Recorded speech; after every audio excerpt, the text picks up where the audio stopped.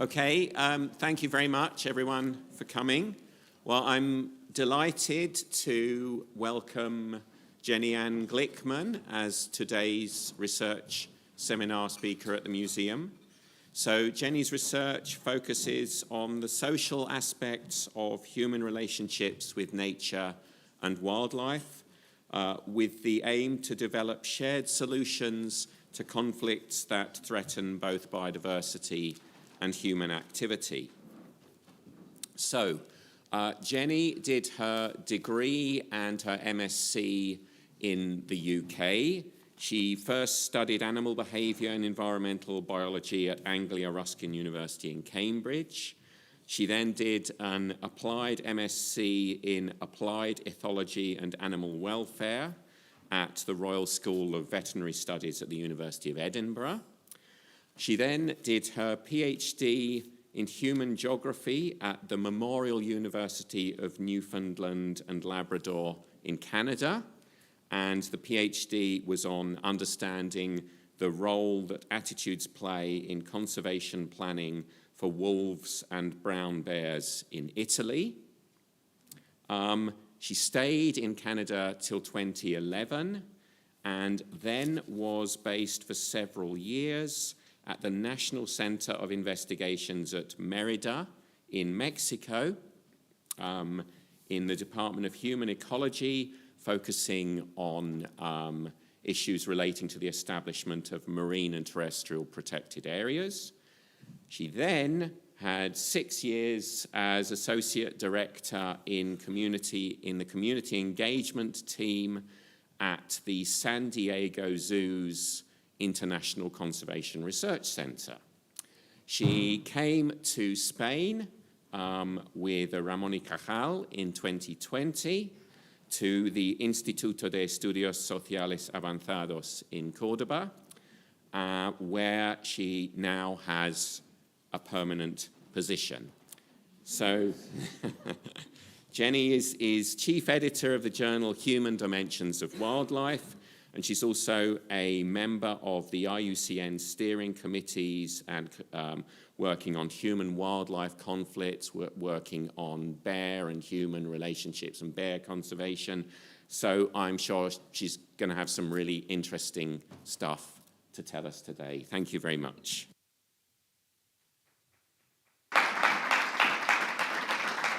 Well, thank you very much, and good afternoon. We are now noon, so good afternoon, everybody, and thank you for inviting me for this seminar. And yeah, I hope you will find the talk interesting. Especially lately, that's where I'm working at in the human-wildlife interaction, conflict, and coexistence. So just for putting us a little bit in understanding what are these terms all about. So starting from human-wildlife conflict, I think many of you, when hear this term, this concept, human-wildlife conflict, immediately and especially historically has been identified as a conflict between the wildlife and the humans. However, lately, with times being, this concept has been modified for understanding that actually the conflict stands between people, between different stakeholders, interest groups, about the management and the conservation of the wildlife. There is not really direct conflict between the humans and the wildlife per se. You might have perceived or real damages from the wildlife that might make you have a behavior of illegally killing the animal or conserving the animal. So it's where this clash of opinion, whether you decide to conserve or kill or feeling and perceiving these differences, where there is this clash of opinion, where the conflict starts.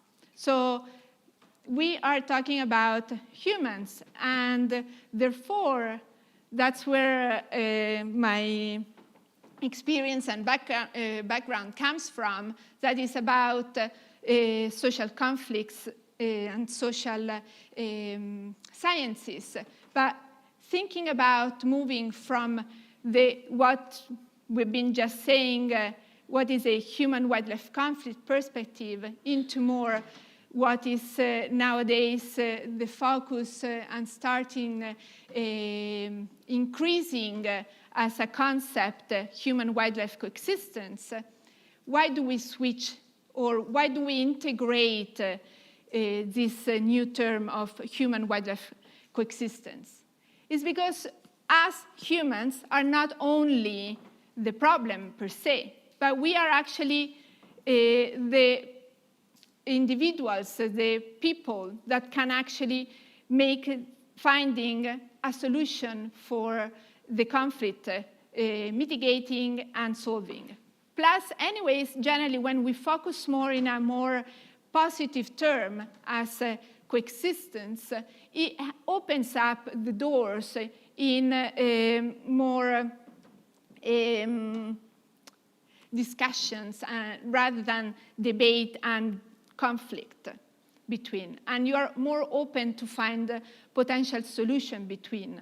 And that will focus more in the affinities between the groups, in the interest that we might identify, and the empathies of understanding the other person between us. And therefore, this means that we need coexistence, require an agreement, or at least somehow a collaboration, a cooperation between these different interest groups for the conservation of wildlife. And so specifically, human-wildlife coexistence, this is, I'm borrowing this because I still cannot really manage to really design how the concept of human-wildlife coexistence can be really defined. As part of the Human-Wildlife Conflict and Coexistence IUCN member, we are trying to work toward a potential definition. So far, we are more trying to characterize it, this concept, and trying to put some boundaries. And within these members of the group, we're trying to identify and see that human-wildlife coexistence is actually a dynamic process. There is not really an ending state. Oh, we finally found coexistence. No, it's not like that. It's more like there is always an intercept between what is positive and negative interactions between the human component and the interplay between the wildlife and the humans.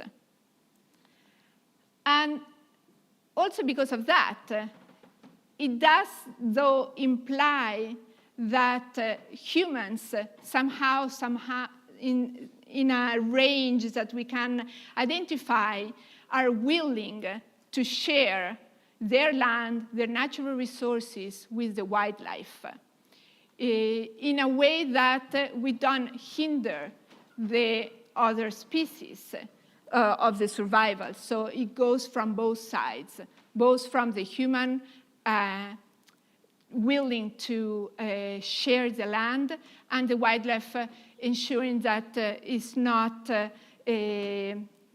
damaging or stepping too much in the land or in the sharing of the human's perspective. Having said this, as I said, this is a dynamic process, and there are aspects that there are negative interactions. It's not that coexistence is all peaceful and happy. It's not, that's what I'm saying. It's actually, there might be a conflict in certain moments, in certain situations, in certain instances. However, when we talk about human-wildlife coexistence, we talk that this conflict is properly and timely managed in a way that in the long term we identify more effective way of coexisting with the wildlife per se. So, as mentioned before, since we are talking about so much humans, human willingness to share, humans that can actually decide and everything, we are talking in the disciplines of social sciences. And here I just wanted to point it out that there is not a social science, as many sometimes people think, oh, let's do some social science. Actually, social science, it is really diverse and include interdisciplinary disciplines, more classic, more applied, from environmental psychology, political ecology, or conservation education. They're all part of social science, but it's not that, oh, let's do one social science. We need to understand and integrate all of them in order to do more,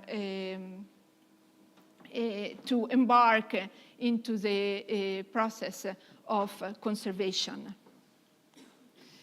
And as mentioned, why do we need social science? Because by looking at and understanding the humans, how are we willing to interact and how are we willing to act upon our relationship and an encounter with a wildlife, that's what we decide whether to exploit or conserve. That's where, at the end of the day, we'll make it the wildlife conservation and decide the human-wildlife coexistent perspective. So within the social sciences, I'm more into the social psychology, which is one of the social sciences. And we generally use conceptual framework, which is a cognitive hierarchy that I'm going to look into today and give you some examples throughout this seminar. And this is basically showing like the behavior is what we generally see, as I said, like it's what we see outside the world, how a person acts, right? We can decide whether to kill or just use virtually see an animal or anything. That's our behavior. But this is just the tip of the iceberg. Underneath that, there are several different concepts that you might have heard and in different literature around, that it's the behavior intentions, the attitudes and norms, value orientation and values. Going toward the tip of the iceberg, there are more, fewer, slower to change, is basically what we are more within our family context, is how we base our values. Just to give you a little bit more, like leaving it the more theoretical component, let's look a little bit at a hypothetical example just to grasp better this concept. So if we are looking at values, maybe we can understand that we can look at respect of all lives. And this is something that no matter what, in a lot of cases, it's a value that we have among us. And then above that, there might be the value orientation, so it's the oriented values toward some object or a topic. In this case, is, for example, as an individual, all animals have some rights than the same rights than humans. Going above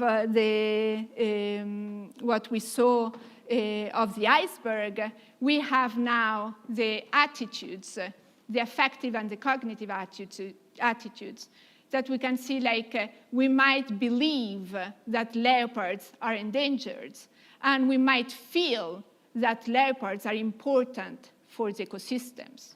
And within that, we live in a society that believe that leopards should be protected.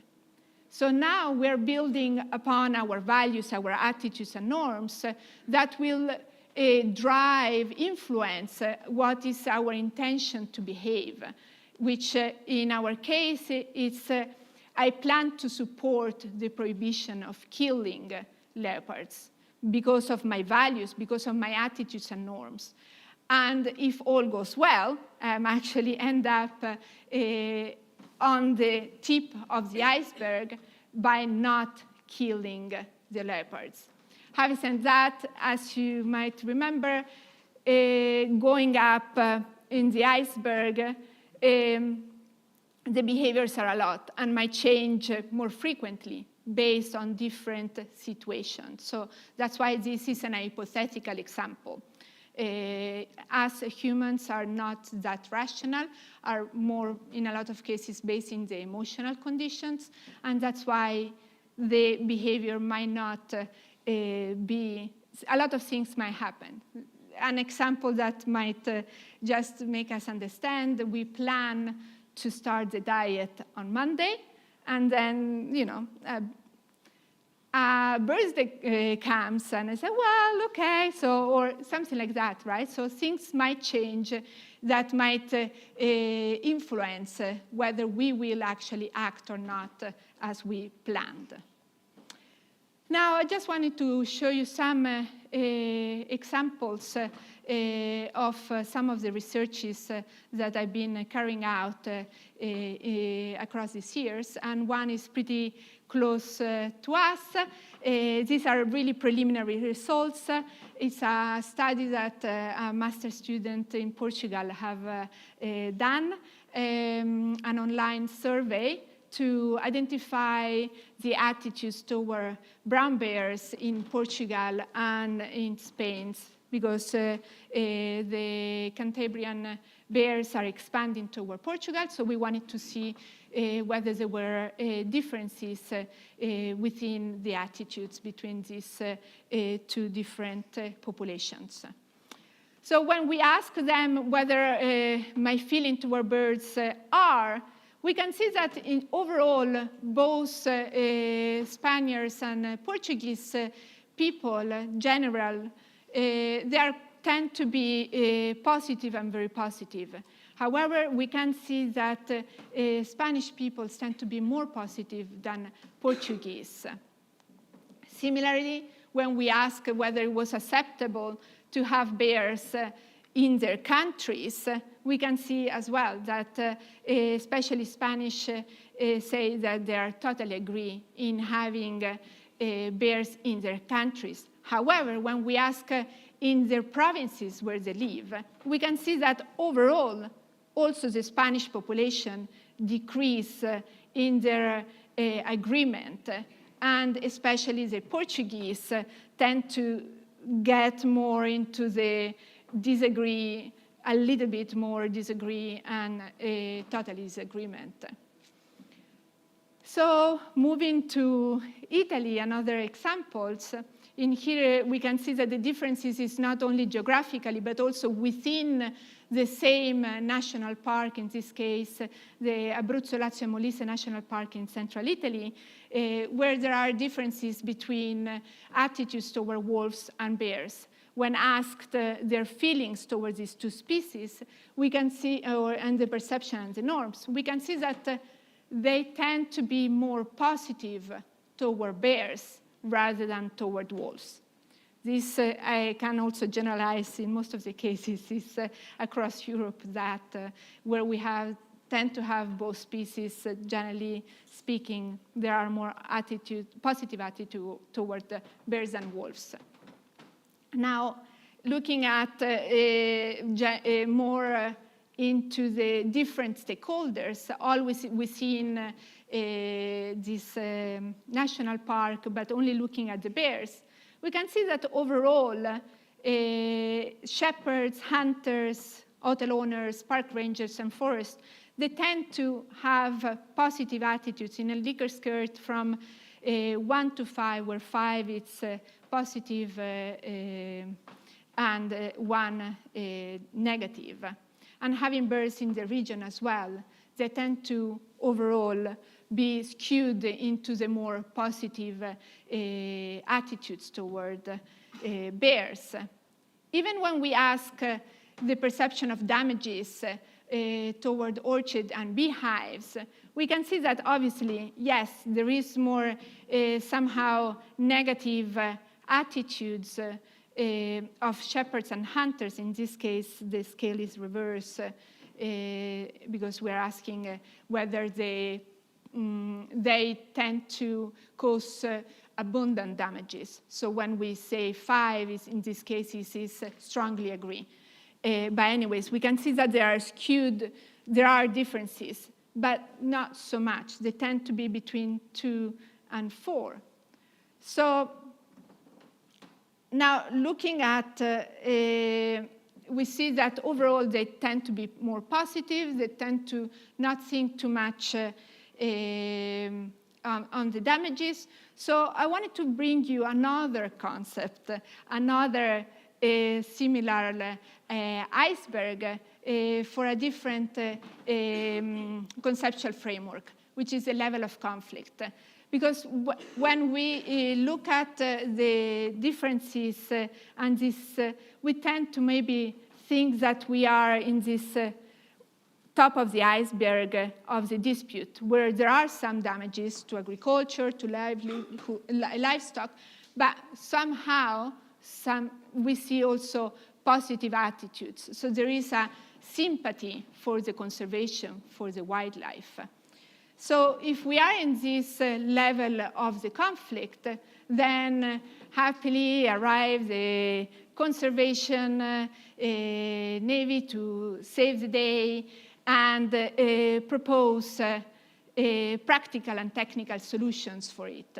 Methods to reduce and mitigate damages, as we are pretty much familiar, such as compensatory insurance systems, livestock guarding dogs, electric fences, and this will reduce the damages, reduce the conflict, and make everybody happy, right?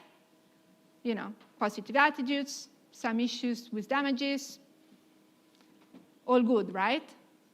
Problem fixed, done, we can go home. So why is this still happening?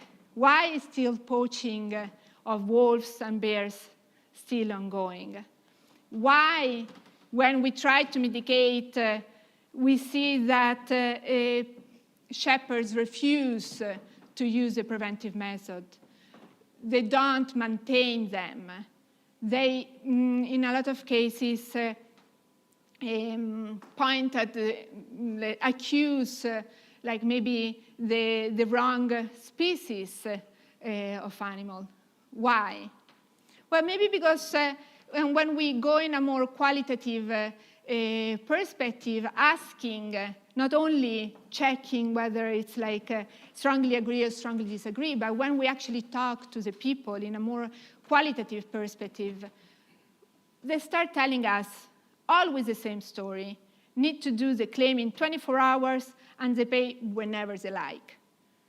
Those €2 that they give us to compensate does not cover the costs. They promise lots of tourist revenues. So we can see that, you know, like it's bubbling something. And maybe rather than on top of the iceberg, we are starting to go underneath the water, like trying to go up. And there is some underlying conflicts where, yes, we do have those losses of the dispute, but now we have some recurrent issues, some not satisfactory, I don't know if I spell it right, anyways, resolved. So some, again, the same history, the same compensation, the same happening. So if we are in this situation, what can we do? We need to focus on repairing and strengthening the relationship. The parties need to be heard. All views are heard as valid. And this can be really more a facilitated workshop where we bring these different stakeholders and trying to understand and hear them. And I just wanted to, I found this parable. I don't know if any of you know. It's an old parable from India, where these 5 blind men find an elephant, and each of them approach it from a different perspective, from a different point. So the first one says, oh, it's like the snake. No, it's like a tree. No, this is like a rope. No, this is like a brush. It's soft and smells strange. So what we want to point it out is that we assume that we are the owner of the absolute truth, that we look in ourselves from our own experiences and ignoring, in a lot of cases, the experiences of the others, of what they might be feeling, the empathy, the affinity that I was mentioning before, which could be equally true. So that's what I'm trying to say here. When we do in a more facilitated workshop, when we put these people together, we should try to be in the shoes of the others and trying to open up. But sometimes this, so we need to focus on building relationship, addressing and discuss the history, and pass and resolve them. But sometimes when we ask, always in a more qualitative way as well, and look at the differences of stakeholders, we can try to point out and build a common ground and trying to identify and present them rather than the who said what and the different views, trying to focus on what they all really care about. In some cases, even though they are different stakeholders, there are different interests. Some interest, do you see there? No, I need to focus there. So we can see that even though they are different stakeholders, they might have the same interest. In a lot of cases, in this case, the poison baits is something that when I did the interviews came up from all different interviews, from all different perspectives. So starting from there, focusing from there, solving that issue, we'll manage to put together and start opening that door, and rather than looking at the different, oh, you're a hunter. Oh, no, you're a biologist. However, sometimes by looking at that, we see that there are still something deeper. Why do we need to feed them with our fields? The park should feed them. They do not protect their sheep, but then they protest when the wolves eat them. Comfortably sitting from their offices, they tell us not to kill animals. So sometimes we see that even when we open those doors, these comments comes up.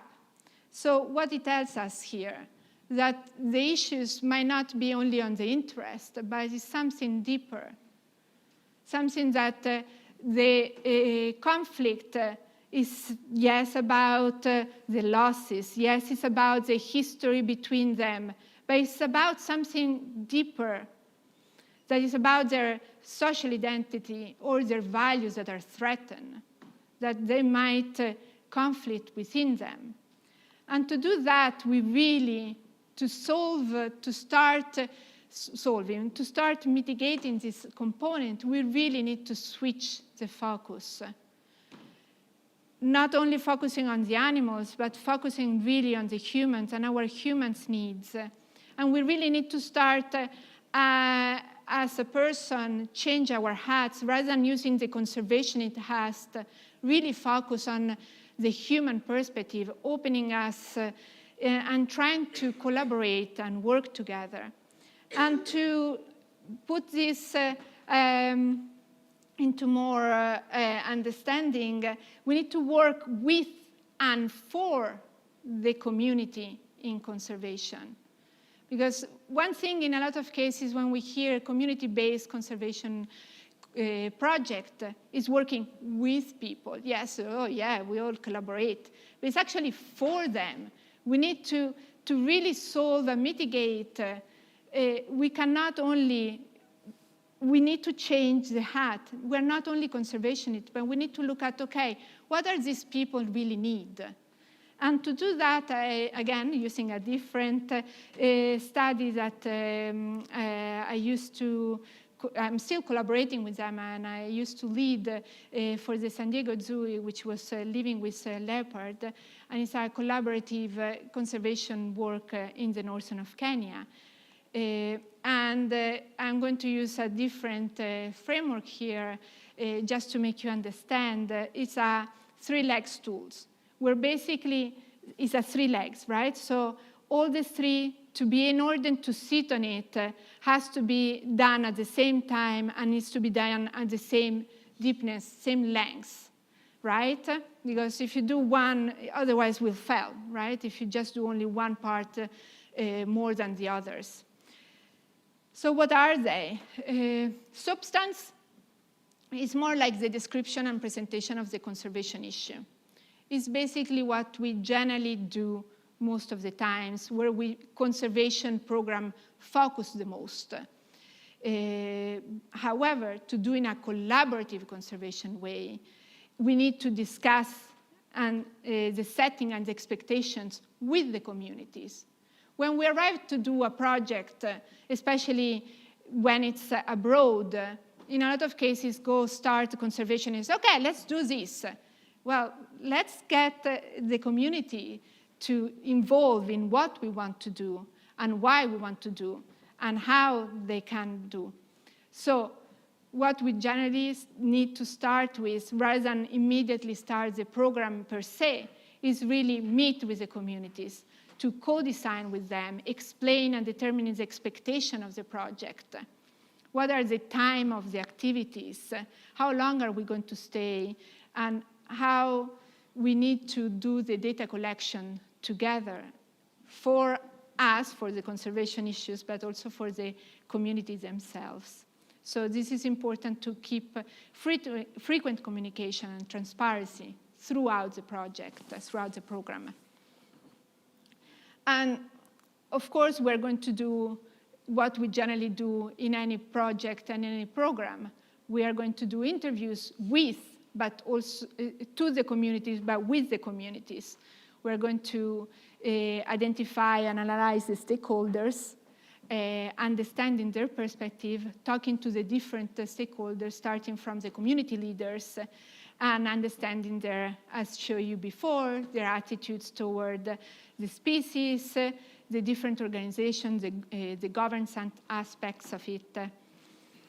And obviously, starting from the dispute component, we will discuss with them the potential installation of improved bomas, so as to reduce the conflict, the upper part.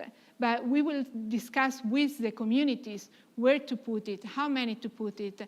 And in our cases, in this project, we ask the shepherds themselves to, we didn't donate them, but they had to sign a contract. They had themselves to put some money into it to build this improved wire bomas and participate in the maintenance and in the monitoring component.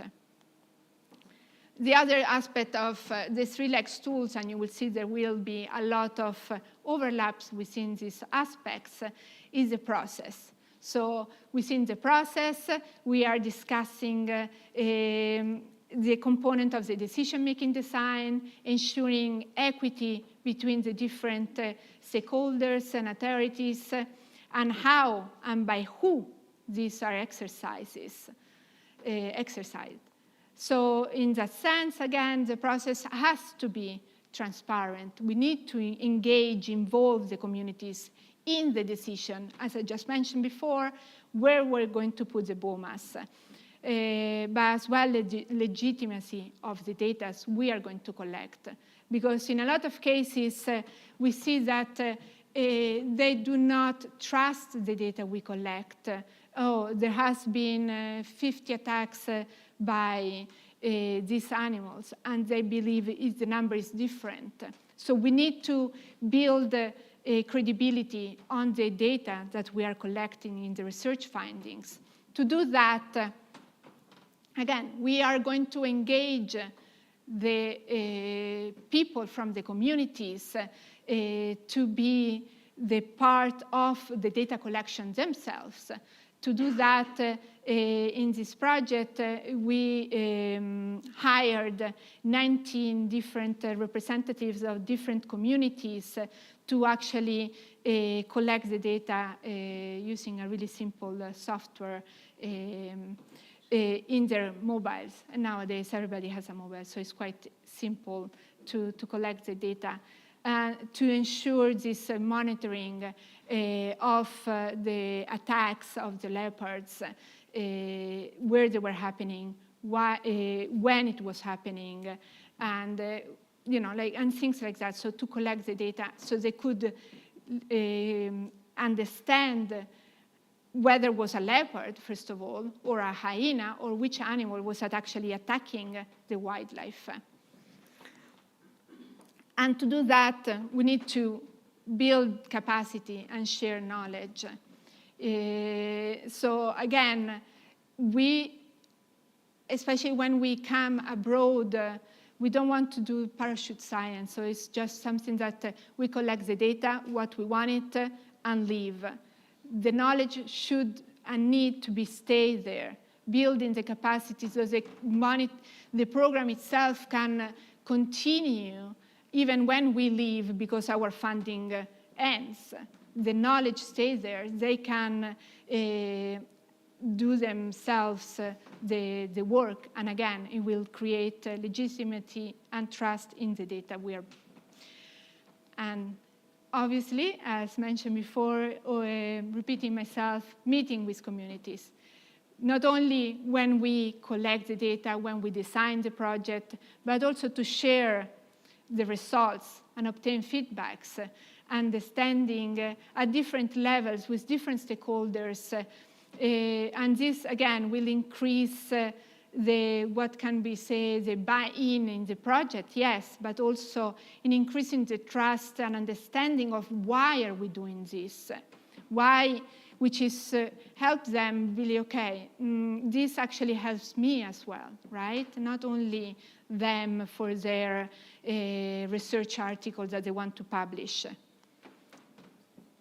And ending, again, in the third leg stools is the relationship, which I already commented already a few times, but building interpersonal relationship between individuals, between actors, between stakeholders is one of the most fundamental parts, and in most of the cases is the one, especially in the projects, in the programs, what is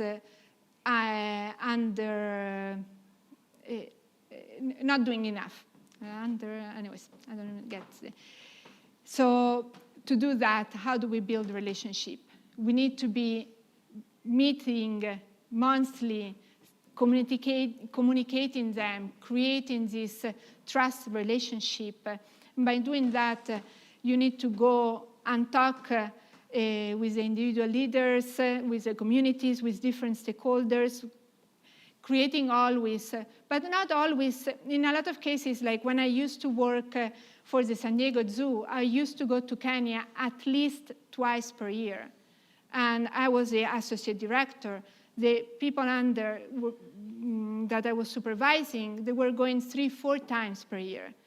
You need to be present there. You need to, show the face and not changing, sending somebody else different that starts the relationship over and over. And just closing here, I wanted to share you a comment from Ambrose, who is now a National Geographic grantee, actually repeated, who actually started, he just finished his undergrad with us, and he himself, learning from this project, created his own project himself. It's called the Chui Mamas, with the support, obviously, of different funders. And a comment is like, I'm very happy that after some years now, I see that the attitudes have really changed after some intervention with our program. Communities have started taking part in protecting themselves against predations instead of continuing complaining and blaming the government. So you're building ownership and stewardship about the program. And it's a wonderful, well, I don't have maybe time, I can tell you. So closing up here, some recommendations that maybe are already highlighted throughout the presentation itself is when we develop a conservation program, it's important to align with the community needs and priorities. It's not only what we want, but it's what they need and build between them. We need to ensure that it matters for the communities directly. So yes, we need those fences and reducing the livestock losses. But it's also important in a lot of cases that when conservation entities can actually link the positive, the benefit aspect of conservation in a more direct component that matters for them. So we've been working for a desk for schools, for creating a better health clinic, or in this case, in the center, our improved stoves, cook stoves in Peru. It was another project, but anyways, or educating an alternative livelihood as well. Obviously, especially as mentioned before, building trust, setting expectation, communication, meeting, obviously takes time. And it's something that it's hard for us in a lot of cases when we go against projects that have funding for 3-4 years. But we need to trying to change the system to ensure the continuity and that understanding that this aspect, if we really want to make a change on the ground, we need to change the systems as well. So we need time to build trust and expectations. And it's important that involving the communities and the decision is throughout the program. It cannot, in a lot of cases, when we say community conservation programs, in a lot of cases, just they start, okay, yes, the building capacity, but then again, forget about them. Again, we need a continuous, we need to be present in not only building the capacity for the research, design, and data collection, which is more useful for us, but also in the interpretation of the findings, what they can do with those results themselves and how they can change themselves and go to their government, local government, to change what needs to be changed. And just obviously, I don't want to generalize. Each case is different. Each situation is different. Talking about cultural components, talking about experiences is different. However, and that's why we need to customize the solution. However, what we can do is the process that can be implemented, and that can be through a good planning, integrated for a long-term, sustainable, collaborative conservation project. So just leaving you now with some key messages. We need to listen, understand, engage, plan, but also act. It's important. Some of the communities, I remember when we actually start putting the biomass, they told us, this is the first time that actually some people go through it. Because in a lot of cases, again, conservation program stops just in the research part. But we need to actually go through it and act for them, for their communities. And also, well, just here now, I wanted to bring back and invite you to join us in Cordoba this October for a conference on human dimension of wildlife that we are co-hosting that is about revisiting what is wild for coexistence. And there are different topics and different themes that we will explore, among others, talking about what is an invasive species or what non-native species, and how free-ranging domestic animals coexist and interact with humans and other wildlife, but also looking at the differences or within the urban city wildlife, the urban city green spaces, and the importances of them in addition to the protected areas. And obviously, could not miss the component and the topic of conflict and coexistence aspect, and something that is more lately coming up more and more, what is rewilding and what is where is the human component within the rewilding for conservation, and therefore also some ethical and moral implication across all these topics. So some important dates. So far, the organized session is closing up in 10 days or so. We might extend it depending on how many we received. But then there is still definitely 1 month and a half time to submit potentially individual abstract. And with that, I'll close and open floor.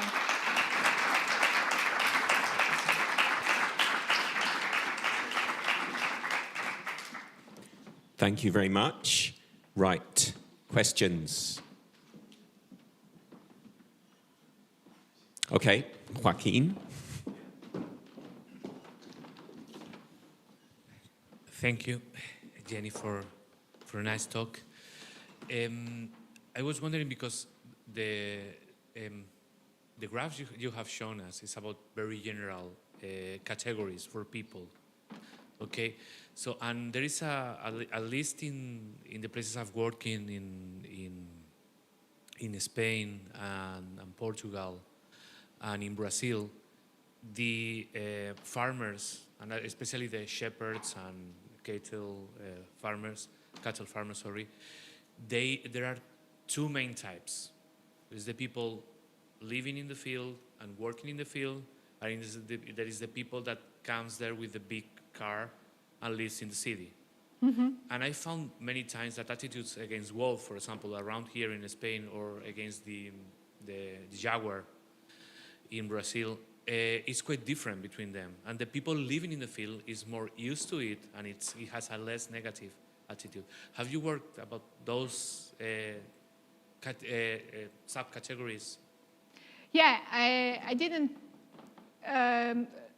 So yes, I thank you for that question and comment.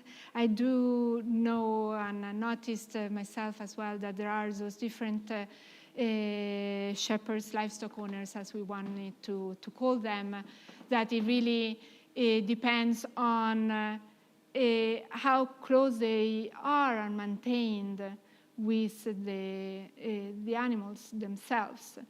I have not looked at potential differences between them, but something extrapolating here and completely saying in a lot of cases it's the more the economic perspective and the distances from what it really means to coexist and share the land with the wildlife. So they want to have more the benefits, the economic benefits, rather than the potential negative component. So there is more barrier in actually implementing fences and everything in that cases. But something to be said is also within the same shepherds that still are with the animals. If the predator has been absent for time, you see also those kind of differences, because they have the husbandries of how you keep your livestock have changed. And then you say, like, why should I change because of? Why should I need to modify my own interest and behavior because I need this wolf? The wolf was not here, and I was totally perfect. Why do I need to accept it now? So this happens as well, like like in a lot of northern countries, or in different countries or different regions within the same countries. Even in Spain, I believe, at least we see in Italy, that when there is some absence of the predator, you get these more kind of attitudes. So again, engaging with them and trying to understand the benefits, but different kind of benefits, obviously, because they are in the city. They don't care about, they have a different relationship now with their nature. So you might need to get them more from, like what I was showing, like some certification, some benefits of why there should be wolves, let's call wolves, or predators within the region. So if you have like, and in Brazil, they do that as well, some meat certification. So if you save the jaguars, if you tend to do your fences and everything, you can sell your meat for more, or even in a lot of cases they do for honey with a certification of bear-friendly products and stuff like that. So it's a different way of getting and trying to get. They don't need to like them, they need to accept them. Okay, thanks.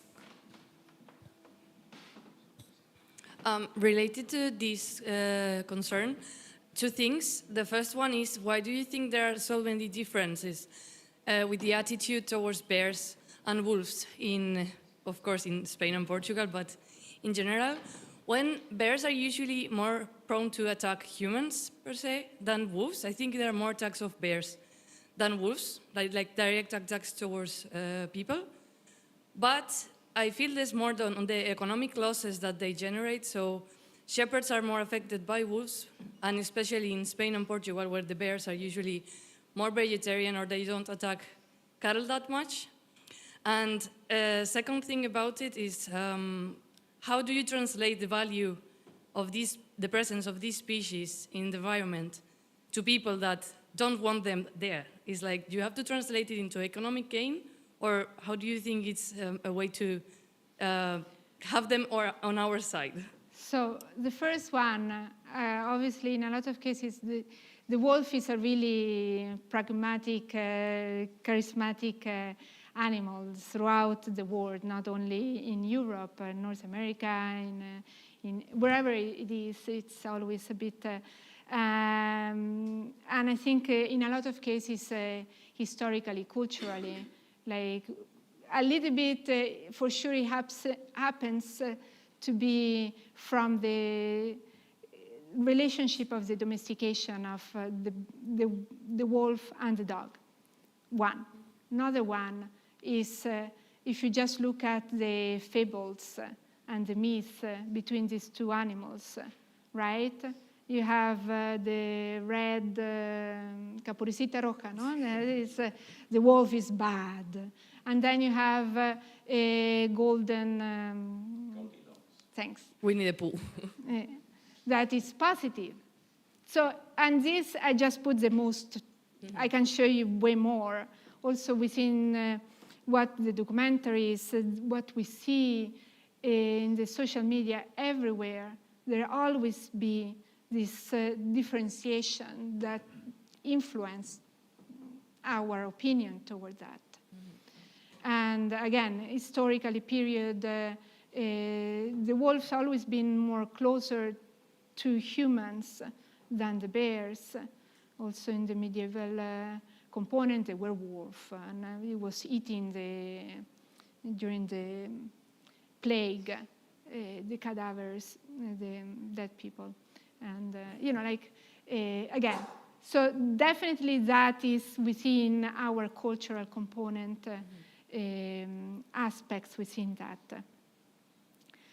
The second point, how we get the people, not only, as mentioned, through the economic component, by engaging them, understanding why is this relationship, this broken relationship. Again, in a lot of cases, we're in the third, in the deep-rooted aspect, where there is a social identity threatened aspect. More and more, the farmers, I mean, we see now they are in the streets, right? Protesting. These demonstrations, these aspects, comes from a broken relationship where the urban people don't relate in the same way anymore to the nature, to the field, to the farmer, what it means to be a farmer, how hard it is to be a shepherd, alone in the mountains. So there is a broken relationship that needs to be rebuilt. So it's not only here you go, because the here you go, you are in the aspect that, yeah, if you donate the fences, they'll keep it until it's done. If you don't build trust, if you don't build relationship, they cannot change that. It takes a while and time. Thanks.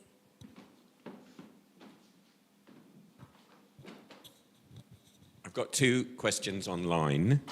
Okay, so the first one is, what if farmers do not want to participate in a project that is to provide their land and their labor for the purpose of cultivating a rare species on their land?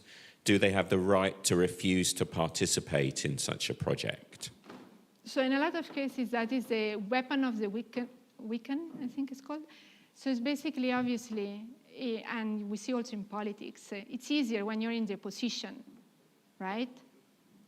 You don't want to be part of it because taking part of it is harder.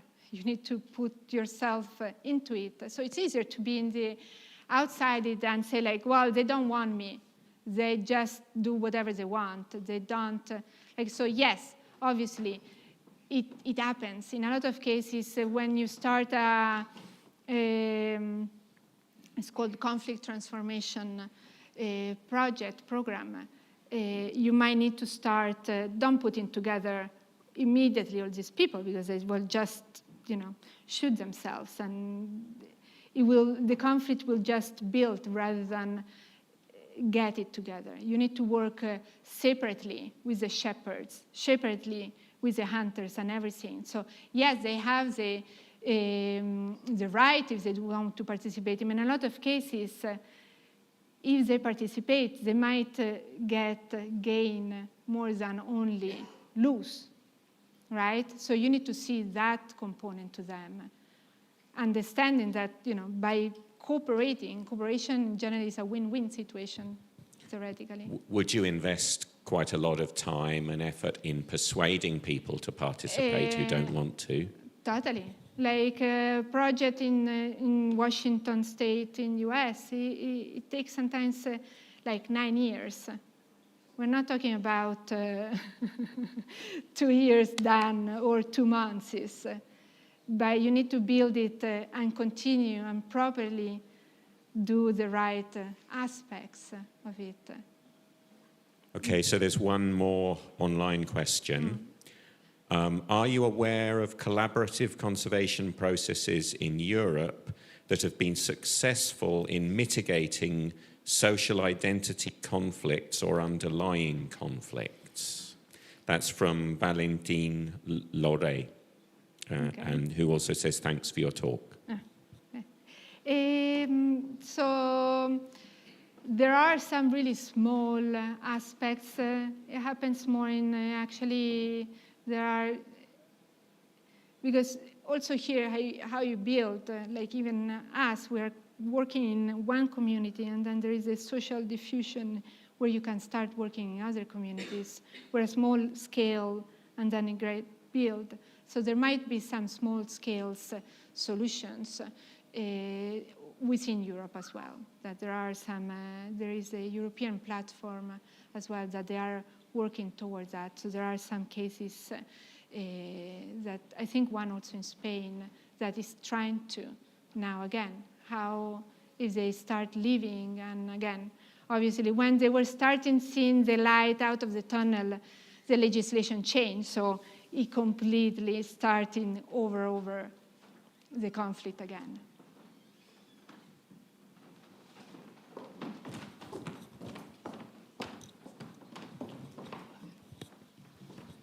I just wanted to know, how do you cope with your own emotions? Because sometimes it might be very frustrating to see that somebody doesn't want to change his mind. And I think that's even harder maybe here in Spain or in Portugal, where people maybe have easier access to resources, information. How do you do it? So obviously it takes it's a while and everything. It's not, you need to kind of build like what in a lot of cases when we go under the water, so in more a facilitated workshop or a conflict transformation project, a conservation project, you need to have a more third-party neutral, where there is a person that again you don't want to know the situation, what is happening. You want to really, as much as possible. Yes, you hear one side, you hear the other. You know, like exactly, you are hearing both sides of the situation. Actually, more than two. It would be fun, easy if it's only two. There are so many different. It just trying to all the time think, okay, yes, he's right, because, you know, if you look at that component, he's right, but actually, well, he's right too. So trying to not only, as I mentioned, only one side is frustrating, yes, because say, well, you know, if you would do that, you could help the situation, and, you know, like pulling the strings towards the center, trying to find a common ground, at least where to start with. And sometimes it might not be, again, the real issue. If you find a topic that makes them agree, that is your starting point. And then it comes the real topic. Like, you know, like you start like, there was a nice graph of like a snail, right? So the topic is a whole. You don't start from, okay, let's save the wolf, because that's not. But let's try to understand what is the vision, where is the common aspect. In some cases, it's nothing to do with the wolf, but there is generally a common component.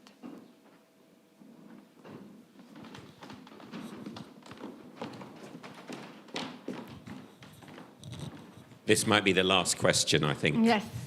Mario. Hi, thanks for your talk. I was thinking about what did you're thinking about the protected areas, and do you think that are they playing a good role avoiding this kind of conflict, or not? Sorry? The protected areas, if Protected they are areas. playing a role avoiding this kind of conflict, or not?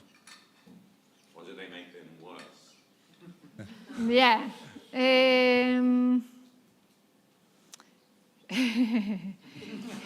Well, this might not be the last question, because this is like an hour question talk. It's another seminar aspect. Protected areas obviously has been useful, but as we know, it's not enough, because You cannot have the animals, will not, especially when it's, we are getting more and more conflict because of the success of conservation we are having right now with the species. So it's good that we've done well, but now we are getting more conflict because obviously the spread. Protected areas, they vary so much. Yeah. It depends on the protected areas you are trying to understand. Regional, national protected areas, the different legislation component. And so it varies as well, like whether the buffer zone, whether there is people living in it, or like in US, people, like you have the Yellowstone that, yes, it's great. But the protected area usually has environmental education programs, and I don't know if this kind of program help to the people. So yes, let's educate them, right? I mean, it depends on what. What do you need to educate them? Again, as I was mentioned before, in a lot of cases, there is some trends that shows that increased knowledge, increased attitudes, this is not a really strong relationship, and it doesn't work in a lot of cases. Like, if you know that, well, let's not enter in politics, but, something is wrong, you know for a fact that that is wrong. Does it change how you behave? Yes. In some cases, no. In a lot of cases. It's not that simple, right? Like education as well to who? We tend to design an education program, but the audience is really different. What might speak to a shepherd doesn't speak to a teenager. The way you reach them and get interested, like get an interest on a teenager in something that, it's, you might get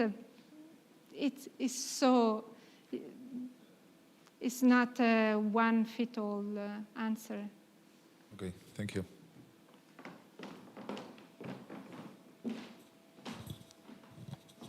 Well, thank you very much, Jenny. You've given us a lot to think about. So we'll go and have a drink at the front of the museum now, I think. Okay, thank you everyone for coming.